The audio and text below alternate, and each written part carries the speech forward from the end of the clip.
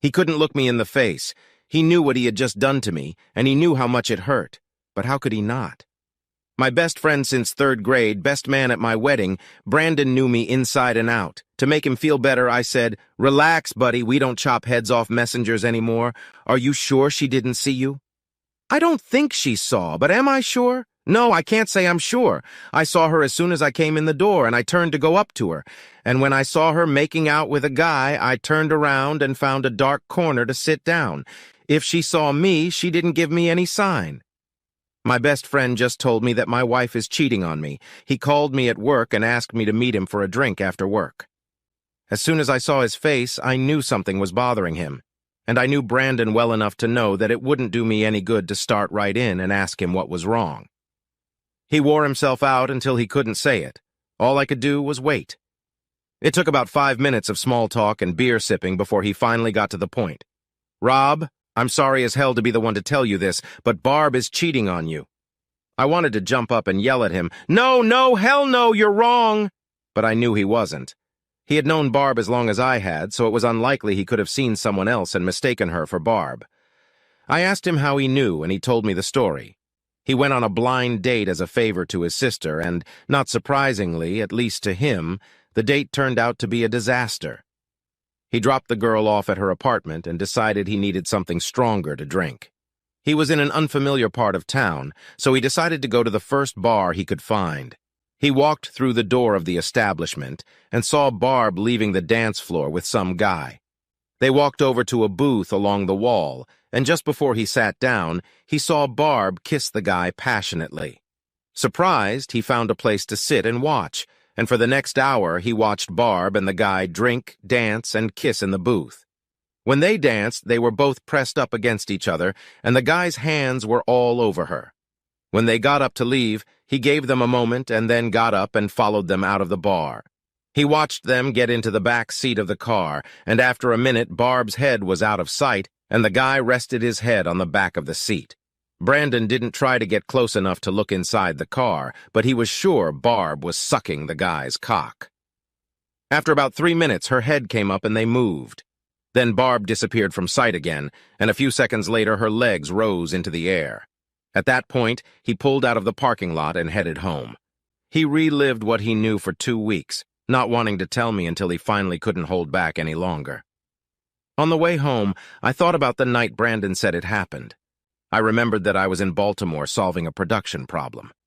I called Barb at noon to talk to her, and she told me she was going out for drinks with the girls after work, so I wouldn't worry if I called and she didn't answer. I wondered if she did that every time, something Brandon had seen me do when I left town. If that was the case, she did it at least twice a month. It just didn't make sense to me. I saw absolutely nothing in Barb's attitude toward me that indicated dissatisfaction or loss of affection. We had been married for 10 years, and I thought it was a good marriage, but apparently I was wrong. One thing I knew for sure: I would figure it out. The first thing I had to do was figure out for myself what was going on.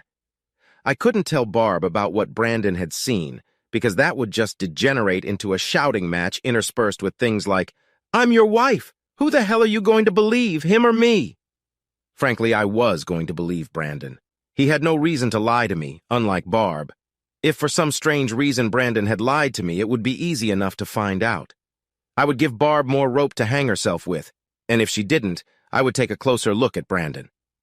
I was supposed to make an inspection trip to our plant in Enniston, but I rearranged my schedule so Gary could make the trip.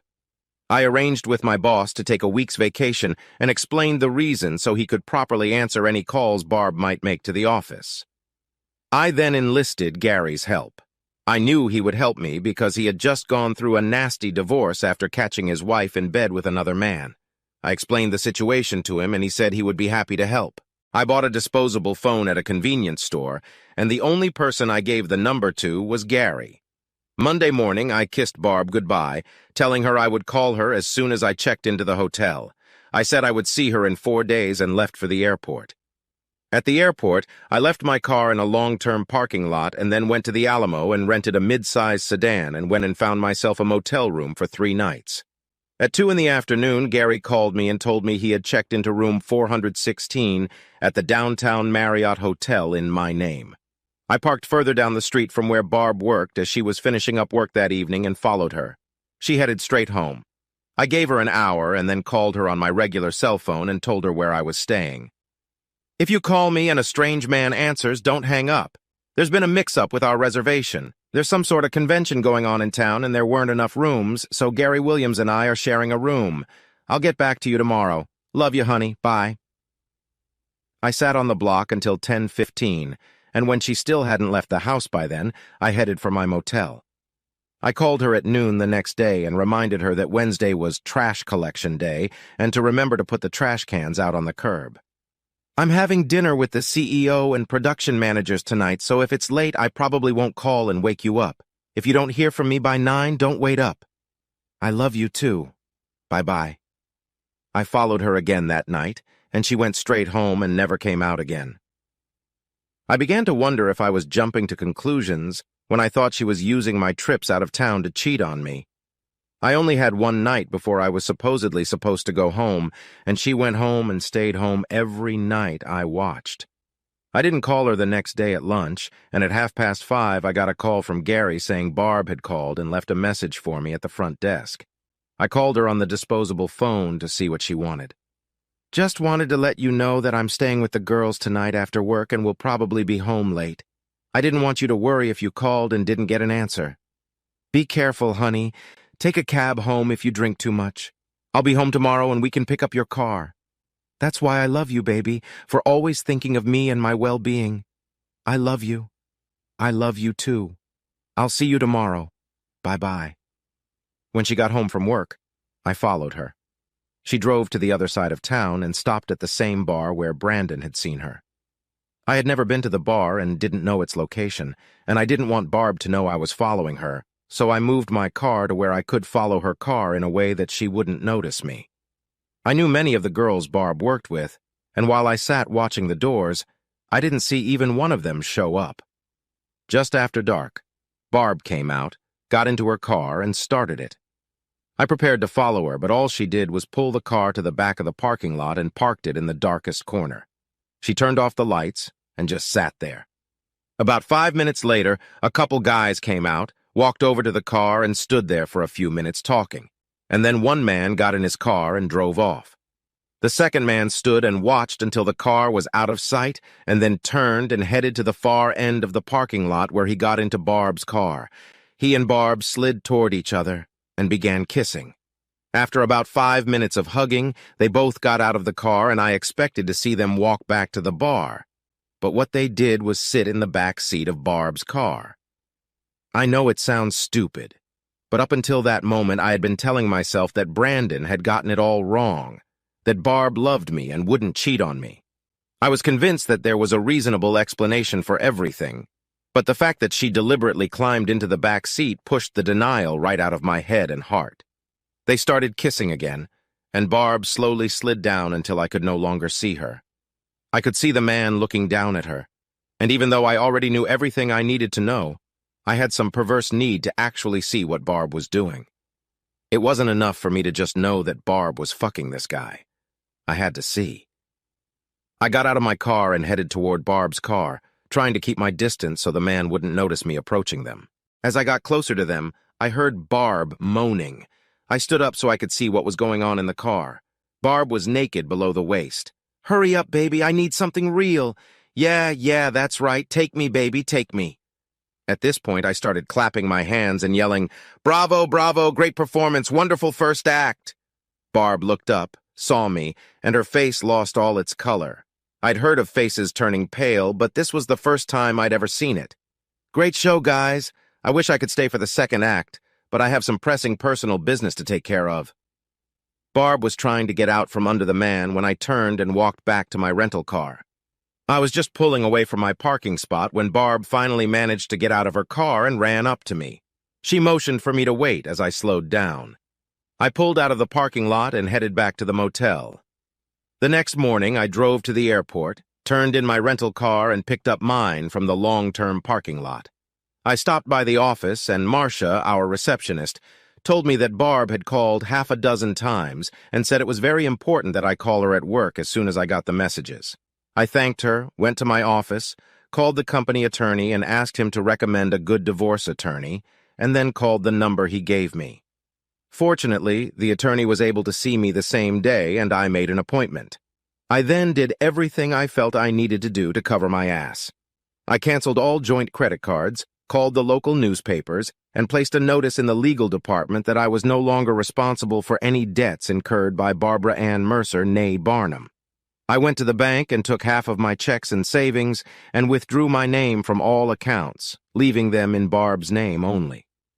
That afternoon, I received some bad news that day. We lived in an impecunious marriage, so everything was split in half. It didn't matter to me, so I told him to go ahead and prosecute. He told me he could file the next day, and I asked him about the restraining order keeping Barb away from me in the house. He said a restraining order is hard to get without a very good reason to get one, and so I lied. I told him that Barb and her lover had threatened to kill me when I caught them, and I was afraid they would try to finish me off to get insurance on my life. Good, he said. A threat like that might speed up the case, but you'll have to prove it when we have the hearing, or it'll be overturned. That's fine. As soon as I move out of the house, I'll waive it, and we won't even have to have a hearing on it. How soon can that be done? I can be at the courthouse when it opens, and if you're willing to spend $200 to expedite the process, she'll have the paperwork by 3 o'clock this afternoon. Okay, do it. I arranged for him to call me as soon as Barb was notified and then went back to the office. Marcia was gone for the day, but she had left 7 messages on my desk, all from Barb, and all asking me to call her as soon as possible. I crumpled them up and threw them in the trash, then sat down at my desk and started looking through the classifieds for an apartment closer to work. I spent most of the next morning looking at the apartments I'd looked at, and at 2:30 I signed a lease on one of them. At 3:10 I got the call that Barb had been notified. I rented a truck, bought some packing boxes, and drove to the house. At 4, the courier who had notified Barb came by and handed me a copy of the restraining order. It stated that Barb couldn't come within 500 feet of me. A couple of my friends helped me, and by 5:15 I had everything I wanted out of the house, except for my clothes, and loaded into the truck. I was busy loading them when Barb pulled into the driveway. She got out of the car and headed toward me, and I yelled at her to get back in her car and get away from the house before I called the police on her for violating the restraining order. This is stupid, Rob. We need to talk. No, we're not going to talk. Actions speak louder than words, and I've seen you in action. Now go away. Not until we talk. All right, Barb. I gave you a chance. I pulled out my cell phone and turned on the preset to call the police, then went into the house and locked the door. Barb was pounding on the door, demanding to be let in when a police car pulled up to the driveway. I went outside and gave them my copy of the restraining order. They read it and then told Barb that she needed to move at least 500 feet away from the house. She protested, saying that it was her house too, and she had as much right to be there as I did. Eventually, the officer told her to get out, or he would take her to the station. I stood there hoping she would continue to argue with him and he would take her away, but Barb had a sudden attack of smarts. She got into her car and drove to the end of the block. I thanked the officer for his quick arrival and then finished loading the truck and left the house. After first making sure Barb wasn't trying to follow me, I drove to my new apartment and started settling in. I spent the weekend getting comfortable and then went back to work on Monday. I hadn't been at my desk 2 minutes when Marcia poked her head through my office door and told me Barb was online too.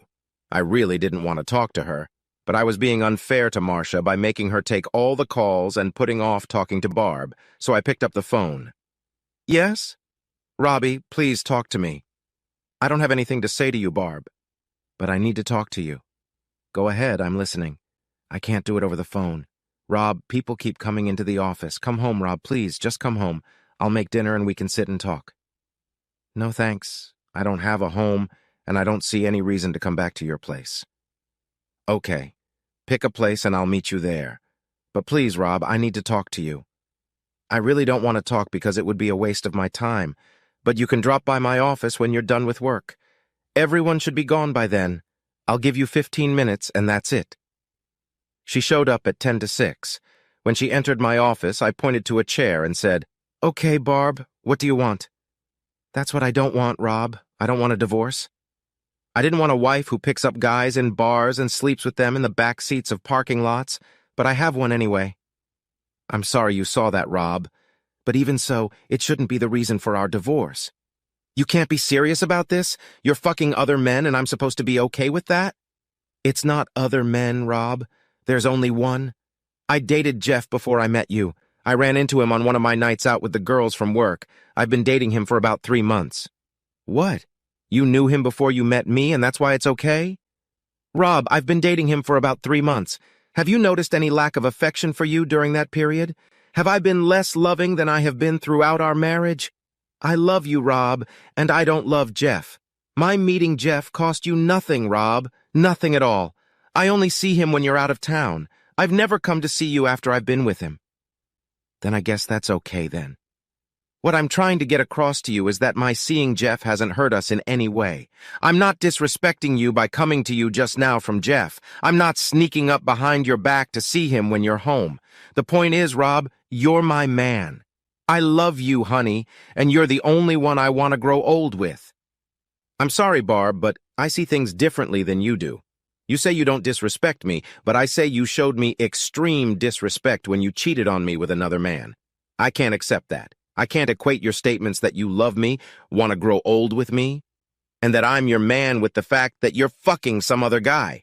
It just doesn't compute. If I was really your man, you wouldn't be sleeping with Jeff at all. And I'm not buying that you're fucking Jeff just because you dated him before you met me. If that were the case, I'd have to accept that sooner or later you'd have slept with half a dozen other guys you had sex with before you met me. God, Rob, I would never do that to you. You're already doing it with Jeff. Rob, I slept with Jeff because he's a fantastic lover. Oh, really, I think that explains everything and makes it all right. Look, baby, I love you and I never wanted to hurt you. I don't want to cause it now, but I have to be honest here if I want any chance of saving my marriage. I'm sleeping with Jeff because he gives me something you don't have. You're a wonderful man, a fantastic husband in every way but one. You're disgusting in bed, you're tender and affectionate, but you don't seem to care about sex at all. Tuesdays and Saturdays, boring sex like clockwork one time, and then you roll over to the other side and fall asleep. I need something more than that. When I ran into Jeff during my night out with the girls, I remembered how we had sex together and how he had me 3, 4, and sometimes even 5 times a night. I wondered if he could still do that, and when he started hitting on me, I went to the motel with him. It was just sex, Rob. There was no love or affection there, just regular hardcore sex. He gave me something you didn't have. It was just sex, Rob. It didn't diminish my love for you one bit. If it was a choice between you and no sex life or Jeff and great sex, I chose you, Rob. God, Barb, I'm so happy to know that. Let me ask you something. When I'd come home from work and you didn't feel like cooking and you'd say, "Can we go out to eat?" Did I ask you out? Yes, you did. When you'd come up to me and say you'd had a rough week and you wanted to go out and have some fun and blow off steam, did I invite you out? Yes, Rob, I did. In fact, didn't I usually do what you asked me to do? Almost always. Then why in God's name didn't you tell me, "Rob, my sex life sucks," and then ask me to do something about it? You never complained, so how was I supposed to know? My sex drive isn't that strong, and I was fine with it on Tuesday and Saturday, and you went along with it. If I fed you hot dogs every night for a week and you got tired of eating hot dogs, would you tell me? Sleep with anyone you wanted, but talk to me about something as important as your sex life? Oh, no, I can't do that. I'll just go fuck some other guy. At least it's nice to know that if you had a choice, you'd choose me over Jeff. But you don't have a choice, Barb, and I do. And since I have to choose between living with an unfaithful whore or divorcing her, I'm choosing divorce. I gave you a chance to talk, and now we're done. Please don't bother me anymore. Anything else you need to say, you can let me know through my lawyer. Please leave. Rob, please don't do this. I love you, baby. I really love you. Go, Barb, just go. Tears streamed down her face, but she got up and left without another word. The divorce was final last week, and I haven't seen Barb or spoken to her in the last 6 months. I miss her. I really do. I still love her and assume I always will. If I had just started my car and driven away when I saw her getting into the back seat of her car with Jeff, and then told her about it when she got home, we might have been able to work things out. But I didn't leave, and there was no way I could have stayed with her after watching what she was doing in the back seat.